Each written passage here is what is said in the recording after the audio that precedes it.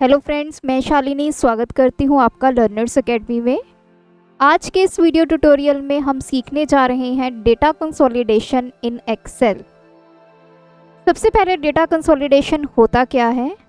अगर आपके पास different sheets हैं और उन शीट्स में आपका डेटा पड़ा हुआ है और अब आप चाहते हैं कि उन डिफरेंट शीट्स के डेटा को इकट्ठा करके आप एक शीट में लेके आएँ, तो इस कंसेप्ट को हम बोलते हैं डेटा कंसोलिडेशन। जो कंसोलिडेट वर्ड है इसका मतलब है इकट्ठा करना। तो मेरे पास डिफरेंट शीट में आप देख सकते हैं, मेरे पास कुछ स्टूडेंट्स का रिज़ल्ट है, उसके फर्स्ट टर्म का रिज़ल्ट है एक शीट में और दूसरी शीट में है सेकंड टर्म का रिज़ल्ट। तो अब मैं चाहती हूँ कि एक मैं तीसरी शीट क्रिएट करूँ जिसमें फर्स्ट टर्म और सेकंड टर्म में जो मार्क्स बच्चे के आए हैं एक सब्जेक्ट में वो इकट्ठा होकर मुझे शो हो। तो इस तरह का अगर आपने काम करवाना है तो एक्सेल में आपके पास जो टूल है उसको बोलते हैं डेटा कंसोलिडेशन। तो आज की ये वीडियो डेटा कंसोलिडेशन के ऊपर होने वाली है, तो आप एंड तक मेरे साथ इस वीडियो में बने रहिए क्योंकि ये वीडियो आपके लिए बहुत इन्फॉर्मेटिव होने वाली है। तो चलिए बिना देरी किए इस ट्यूटोरियल को स्टार्ट करते हैं।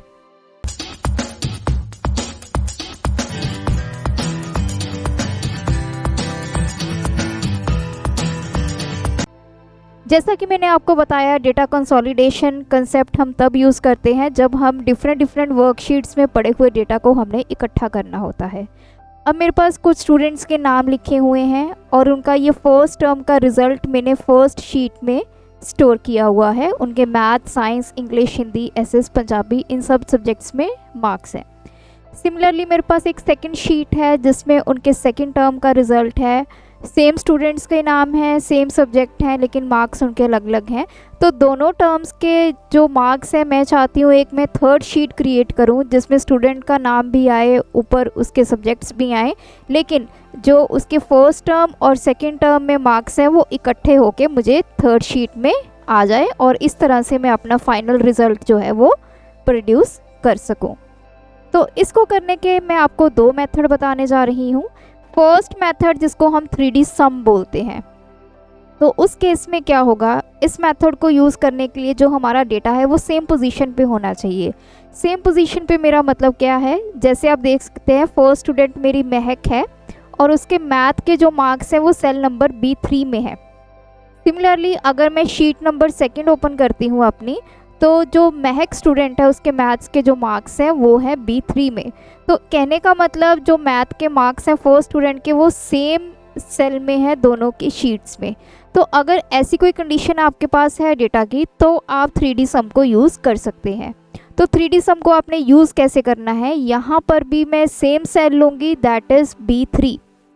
तो B3 सेल पे चलते हैं। B3 सेल आ चुका है, आपने लिखना है equal to sum bracket start. जब आपका कर्सर यहाँ पे आ जाएगा तो फर्स्ट नंबर आपने सिलेक्ट करना है। आप फर्स्ट शीट पे जाएंगे। ये मैंने मार्क्स जो हैं वो सिलेक्ट कर लिए हैं। जो मेरा फर्स्ट स्टूडेंट है मैथ सब्जेक्ट के, उसके मार्क्स जो हैं वो सिलेक्ट हो गए हैं। अब मैं शिफ्ट की प्रेस करूँगी। शिफ्ट की प्रेस करने के बाद अब आप अपनी नेक्स्ट शीट को सिलेक्ट करेंगे। यहाँ पे मेरे पास सिर्फ 2 शीट्स हैं। अगर आपके पास मल्टीपल शीट्स हैं तो आप बिल्कुल लास्ट वाली शीट पे क्लिक करेंगे। तो मेरे पास लास्ट शीट यही है सेकंड, तो मैं इस पर क्लिक करूँगी और अब आप देख सकते हैं ऊपर फॉर्मूला बार में इसके अंदर फर्स्ट सेकंड दोनों शीट के नाम आ चुके हैं और सेल नंबर आ गया है B3। तो B3 सेल फर्स्ट शीट का प्लस B3 सेल का डेटा सेकंड शीट का दोनों ऐड होके हमें मिल जाएंगे। और अब मैं प्रेस करूँगी एंटर। तो जैसे मैंने एंटर किया आप देख सकते हैं यहाँ पर मेरा जो रिज़ल्ट आ गया है 52। तो देखिए हम देखते हैं क्या ये हमारा रिज़ल्ट सही है। फर्स्ट टर्म में महक के मार्क्स हैं 30, सेकेंड टर्म में है 22, 30 + 22, तो रिज़ल्ट आ गया है 52। तो यहाँ से फॉर्मूला को ड्रैग कर लेंगे। तो देखिए रिस्पेक्टिव जो भी हैं वो सारे मार्क्स आपके आ जाएंगे। तो ये फर्स्ट मेथड है, लेकिन इसकी ड्रॉबैक यही है कि दोनों ही शीट्स में जो आपका डेटा है वो सेम पोजीशन पे होना चाहिए। अब कई बार डेटा आपका ऐसा भी हो सकता है कि वो अलग अलग पोजीशन पर हो। अब जैसे सपोज़ कीजिए मैं इस डेटा को अपने सिलेक्ट करती हूँ और इसको मैं यहाँ से मूव करवा देती हूँ। तो अब मेरा जो डेटा है यहाँ पे आ चुका है। महक के जो मैथ्स के मार्क्स हैं वो सेल नंबर C3 में चले गए हैं, लेकिन सेकंड शीट में उसके मार्क्स हैं B3 में। तो यहाँ पे जो आपका ये रिज़ल्ट है वो काम नहीं करेगा। तो उस केस में मैं इसको डिलीट करती हूँ। अब हम यूज़ करेंगे डेटा कंसोलिडेशन। तो डेटा कंसोलिडेशन के कंसेप्ट को यूज़ करने के लिए हम डेटा टैब में जाएंगे। डेटा टूल्स में आपको यहाँ पे ऑप्शन मिलेगी कंसोलिडेट। कंसोलिडेट का मतलब होता है इकट्ठा करना। तो किस तरह से डेटा को इकट्ठा करना है, तो इस पर आप क्लिक करेंगे तो अब आप देख सकते हैं डायलॉग बॉक्स जो है वो ओपन हो चुका है। सबसे पहले इसमें पूछा गया है फंक्शन। आप इस डेटा के ऊपर क्या ऑपरेशन करना चाहते हैं। तो बेसिकली मुझे फर्स्ट टर्म और सेकंड टर्म के मार्क्स को ऐड करना है, तो इसलिए मैं यहाँ पे सम ही सिलेक्ट करूँगी। अगर आपने कोई और ऑपरेशन करना है, एवरेज फाइंड करनी है, मैक्सिमम फाइंड करना है, नंबर मिनिमम करना है, तो वो आप यहाँ से फंक्शन को सिलेक्ट कर सकते हैं। तो मैंने यहाँ से सम सिलेक्ट किया। अभी हम यहाँ से इनको अभी डिलीट कर देती हूँ रेफरेंसेस को। नेक्स्ट मेरा आ जाता है रेफरेंस। मतलब अब आपने सम तो करना है, लेकिन अब आपने क्या सम करना है, आपने रेफरेंस देना है। तो यहाँ पे मैं क्लिक करूँगी अपवर्ड एरो पे। फर्स्ट शीट में जाएंगे और यहाँ से आप अपना डेटा जो है वो सिलेक्ट कर लेंगे। डेटा मेरा सिलेक्ट हो चुका है। यहाँ पे मैं क्लिक करूँगी, इसको करूँगी ऐड। तो आप देख सकते हैं यहाँ पे आपका जो रेफरेंस है वो ऐड हो चुका है। नेक्स्ट रेफरेंस के लिए मैं सेकंड शीट पे क्लिक करूँगी और यहाँ से मैं अपना डेटा को सिलेक्ट करूँगी। डेटा मेरा सिलेक्ट हो गया है और इसको करूँगी ऐड। तो आप देख सकते हैं रेफरेंसेस में मेरी फर्स्ट शीट के सेल नंबर B2 से लेके H14 और सेकंड के A2 से लेके G14 तक का डेटा जो है वो आ चुका है। उसके बाद आपका आ जाता है यूज़ लेबल्स इन, कि आपने कौन कौन से लेबल्स यहाँ पे यूज़ करने हैं। क्या आपने टॉप रो रखनी है जिसमें मेरे सब्जेक्ट लिखे हुए हैं मैथ, साइंस, इंग्लिश, तो मुझे उसको रखना है। मैं इस पर क्लिक करूँगी। नेक्स्ट है लेफ़्ट कॉलम जिसमें मेरे स्टूडेंट्स के मार्क्स हैं, इसको मैं क्लिक करूँगी और इसको करूँगी ओके। तो अब आप देख सकते हैं जैसे मैंने ओके प्रेस किया तो स्टूडेंट्स के नेम आ चुके हैं इस तरफ। ये ऊपर आपके सब्जेक्ट नेम आ चुका है और यहाँ पे आप देख सकते हैं मेरे जो मार्क्स हैं वो ऐड होकर फर्स्ट टर्म और सेकंड टर्म के मार्क्स ऐड होकर यहाँ पे आ चुके हैं। तो मेरा जो डेटा है वो कंसोलिडेट हो चुका है।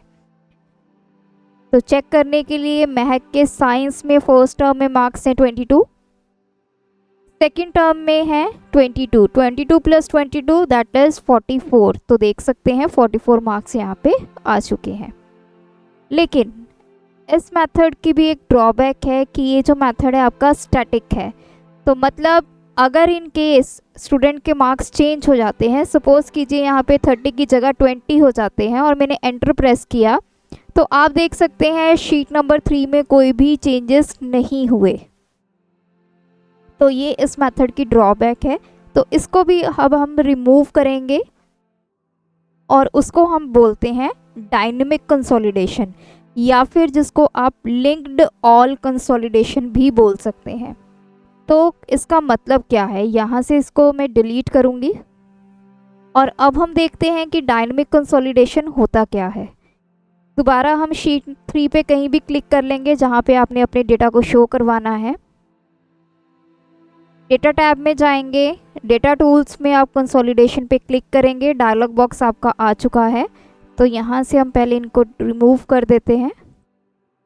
तो देखिए सबसे पहले है आपका फंक्शन। फंक्शन मेरा सेम रहेगा सम, क्योंकि मैंने दोनों टर्म्स के मार्क्स को ऐड करना है। नेक्स्ट आ जाता है रेफरेंस। यहाँ पे मैं क्लिक करूँगी, फर्स्ट शीट में जाऊँगी और मैंने अपने डेटा को सिलेक्ट कर लिया है और इसको कर दिया है ऐड। सिमिलरली अब मुझे सेकंड शीट पे जाना है और यहाँ से मैं अपने डेटा को सिलेक्ट करूँगी और इसको भी मैं कर दूँगी ऐड। तो दोनों ही रेफरेंस जो हैं वो मेरे ऐड हो चुके हैं। अब आप नीचे देख सकते हैं यूज़ लेबल्स इन। तो मुझे टॉप रो जिसमें मेरे सब्जेक्ट नेम है वो भी रखनी है, लेफ़्ट कॉलम भी रखना है जिसमें स्टूडेंट नेम है, और यहाँ पे आपको एक ऑप्शन मिलेगा create links to source data. ये बेसिकली आपका जो है ये क्या करेगा, आपके सोर्स डेटा के साथ लिंक क्रिएट करेगा। अगर आपका source data later on change होता है तो वो सारे के सारे चेंजेस जो हैं आपके कंसोलिडेटेड डेटा में भी रिफ्लेक्ट बैक होंगे। तो इस चेकबॉक्स को भी हम चेक करेंगे और प्रेस करेंगे ओके। तो आप देख सकते हैं यहाँ पे मैथ्स के मार्क्स चेंज हो गए हैं। तो मैं दोबारा से फर्स्ट शीट में जाऊँगी। अब मैं मैथ के मार्क्स दोबारा से 30 कर देती हूँ और एंटर प्रेस करूँगी।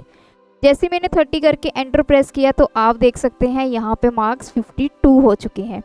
तो साइंस के मार्क्स चेंज करके देखते हैं। यहाँ पे मैंने कर दिए 20 और एंटर प्रेस किया तो देखिए यहाँ पे 44 की जगह अब 42 हो गया है। तो इस तरह अब ये आपका डायनेमिक डेटा कंसोलिडेशन हो चुका है। अगर आपके सोर्स डेटा में कोई भी चेंजेस होते हैं तो वो आपके कंसोलिडेटेड डेटा में भी रिफ्लेक्ट बैक होंगे। अगर आप ध्यान से देखिए तो यहाँ पे आप देख सकते हैं ये प्लस के सिंबल हैं। तो ये बेसिकली क्या है, आपकी ग्रुपिंग हुई है डेटा की। अगर मैं इस प्लस सिंबल को क्लिक करती हूँ तो आप देख सकते हैं बुक 1।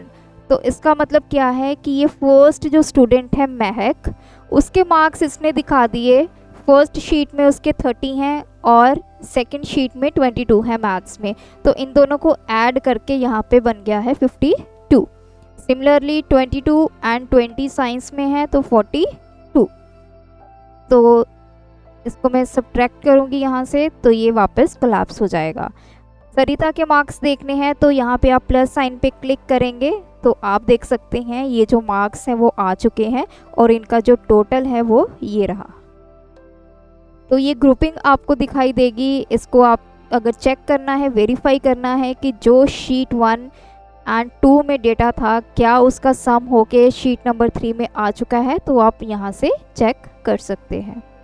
तो ये है डेटा कंसोलिडेशन का कंसेप्ट, जिसको यूज़ करके आप डिफरेंट शीट्स में अगर आपका डेटा है और उसको आपने ऐड ऑन करना है, कोई भी उसके ऊपर ऑपरेशन परफॉर्म करना है, सम करना है, एवरेज निकालनी है, मिनिमम फाइंड करना है, मैक्सिमम फाइंड करना है, तो आप इस वे से ईजिली उसको कर सकते हैं।